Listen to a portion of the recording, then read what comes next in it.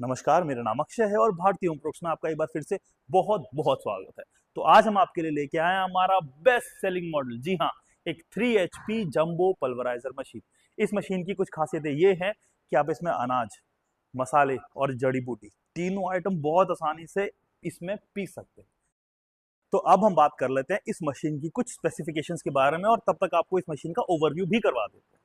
तो ये एक 3 HP का जंबो मॉडल पल्वराइजर है। इसमें आप किसी भी टाइप के अनाज, मसाले और जड़ी बूटी बहुत ही आसानी से पीस सकते हैं। ये एक सिंगल फेस में चलने वाला पल्वराइजर है जो आपको घंटे में 25 से 30 किलो तक की प्रोडक्शन दे देगा।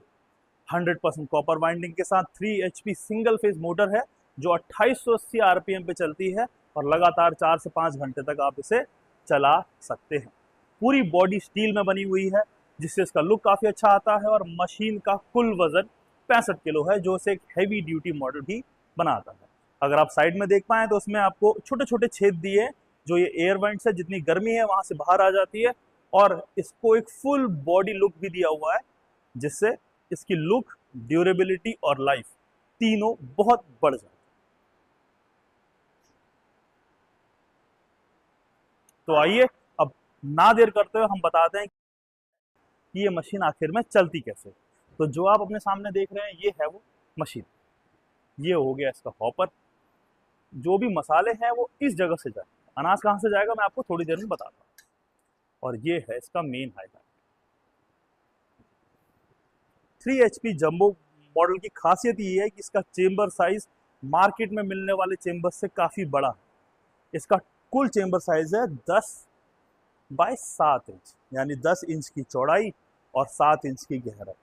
इसकी गहराई बढ़ाने से फायदा ये हुआ है कि इस चेंबर में हवा ज्यादा आती है। आपका अनाज, मसाला कम तापमान में ग्राइंड होता है जिससे उसकी क्वालिटी और न्यूट्रिशन दोनों बरकरार रहते हैं। आइए अब इसके अंदर ग्राइंडिंग होती कैसे। ये जो आप ग्राइंडिंग फैन देख रहे हैं ये बहुत तेजी से 2880 आरपीएम पे आपके अनाज मसाले को इन टीथ यानी दांतों पे तब तक मारते हैं जब तक लगी हुई जाली से वो पार नहीं हो जाती। ये जाली आपने बहुत ही आसानी से यहाँ फिट करी, यहाँ से आपने चेंबर लिया, चेंबर को लॉक करा और आपकी ग्राइंडिंग शुरू।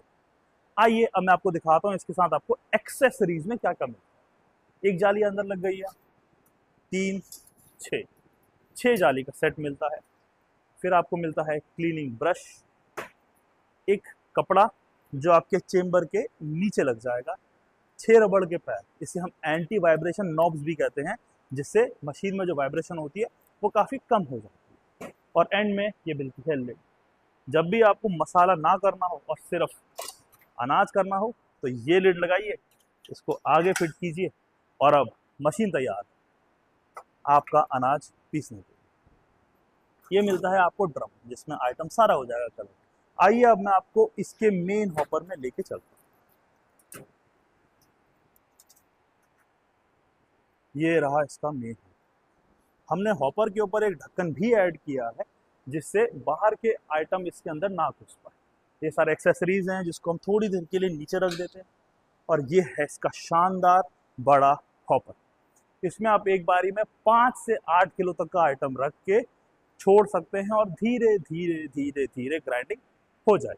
फिर इसके बाद यहाँ पे मिलता है एक लिड जिससे आप कंट्रोल कर सकते हैं कि आपका अनाज ग्राइंडिंग चेंबर में जाएगा या नहीं।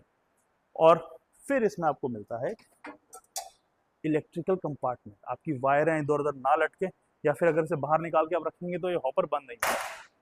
इसीलिए बहुत सोच समझ के ध्यान से हमने इसके लिए एक इलेक्ट्रिकल कंपार्टमेंट भी बनाया है। यहाँ पे आप वायर्स, छोटे मोटे टूल्स और कुछ इंपॉर्टेंट चीजें भी रख सकते हैं। तो आप देखिए इस मशीन का ओवरऑल लुक।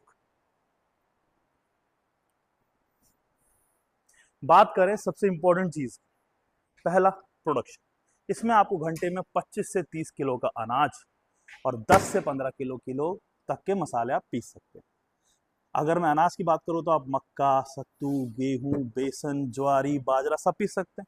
और अगर आपको बात करूं मसालों की तो हल्दी, मिर्ची, धनिया, जीरा और गरम मसाला सारे आइटम इसमें पीस सकते हैं। बस एक शर्त है कि आपका आइटम सूखा होना चाहिए। जितना आपका आइटम सूखा होगा उतनी आपके इसकी पिसाई उतनी ही अच्छी होगी। अब बात कर लेते हैं कि भैया 25 से 30 किलो अनाज पीसने के लिए आपको बिजली का खर्च कितना लगेगा।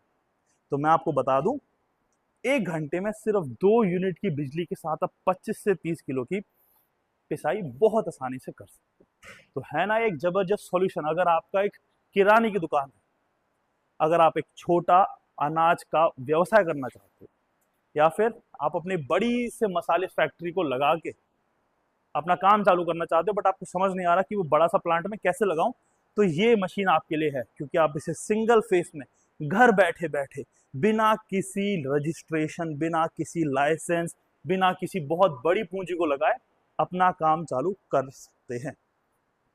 तो ये है आपके सामने हमारा 3 HP जंबो मॉडल पल्वराइजर।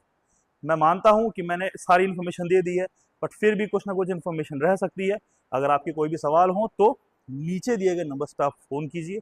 इस मशीन की फोटोज वीडियो भी आप ले सकते हैं। इस मशीन को अपने वहां इंस्टॉल कराना चाहें तो वो भी आप बहुत आसानी से करवा सकते हैं। अधिक जानकारी के लिए आप नीचे दिए गए नंबर पर फोन करिए। अगर आपको इसका फुल डेमो देखना है तो हमारे पार्ट 2 का वेट कीजिए, जो बहुत जल्दी आने वाला है।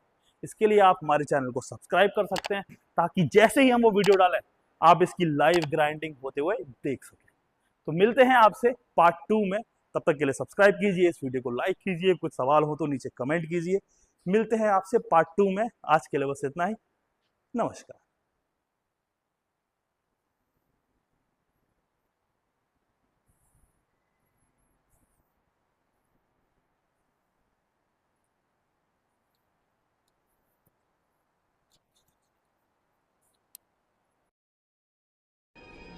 मैं भारत को भारतीयता की मान्यता के आधार पर फिर से खड़ा करना चाहता हूं, उस काम में लगा हूं। हम अमेरिका को पेप्सी कोक पी के लाखों करोड़ों रुपए देते हैं। अमेरिका उसी में से पाकिस्तान को दान के रूप में पैसा देता है। पाकिस्तान सरकार वही पैसा आतंकवादियों को दान में देती है। आतंकवादी उसी पैसे से बम बनाते हैं और उस बम को लाकर भारत देश में ब्लास्ट करते हैं। हम पेप्सी पीते हैं और भारत माता की जय बोलते हैं। दुर्भाग्य से हम सब भारत माता की पराजय के काम में लगे हुए हैं। मुझे बहुत दुख है, अफसोस है ये कहते हुए कि जो भी भारतवासी पेप्सी और कोक पी रहा है वो भारत माता का सबसे बड़ा दुश्मन है और देश का उतना ही बड़ा गद्दार है जैसे कभी मीर जाफर हुआ करता था 17वीं शताब्दी। और मुझे इससे भी बड़ा दुख है कि जो पेप्सी कोक पी रहे हैं वो कोई साधारण लोग नहीं है। वो सब पढ़े लिखे अच्छे खासे engineer, doctor, chartered accountant, manager, professor, scientist, यही लोग पेप्सी कोक पी रहे हैं। भारत के गांव के किसान को आज तक मैंने पेप्सी पीते नहीं देखा, क्योंकि वो पढ़ा लिखा नहीं है, इसलिए बहुत इंटेलिजेंट है और होशियार है। मुझे कई बार ऐसा लगता है कि जो जितना ज्यादा पढ़ गया मूर्खता में वो उतना ही ऊंचा चढ़ गया। Engineer, doctor, chartered accountant, manager, professor, scientist जैसे लोगों को मैं बार बार कहता हूं, भाई ये पेप्सी कोला क्यों पीते हो, क्या जरूरत है? तुमसे अच्छा तो गांव का किसान है, मजदूर है, जो गन्ने का रस पीता है, संतरे का रस पीता है, मौसम्मी का रस पीता है, नारियल की पानी पीता है, दही की लस्सी पीता है, गाय का दूध पीता है। कुछ नहीं मिलता तो घड़े का सादा पानी पी के अपने संतोष कर लेता है। बिना पढ़ा लिखा मजदूर और किसान इस देश के साथ इतनी देशभक्ति करता है कि देश का एक पैसा भी विदेशी कंपनी को नहीं देता। और पढ़ा लिखा इडियट क्लास का आदमी इस देश का विदेशी कंपनियों को पैसा देता है और कहता भारत माता की जय। मैं उनसे पूछता हूं, भाई क्यों पीते हो पेप्सी कोक? कुछ मजा आता है? कहते नहीं नहीं मजा नहीं आता, फिर भी पीते। ज्यादातर पढ़े लिखे लोगों को मैंने पूछा पेप्सी कोक पीने से क्या होता है, कहते नाक में जलन होती है, गले में जलन होती है, खट्टी खट्टी डकारें आती हैं, आंख में से आंसू निकल आते हैं, फिर भी मूर्खों के मूर्ख गटागट पीते ही रहते हैं, पीते ही रहते हैं, पीते ही रहते हैं।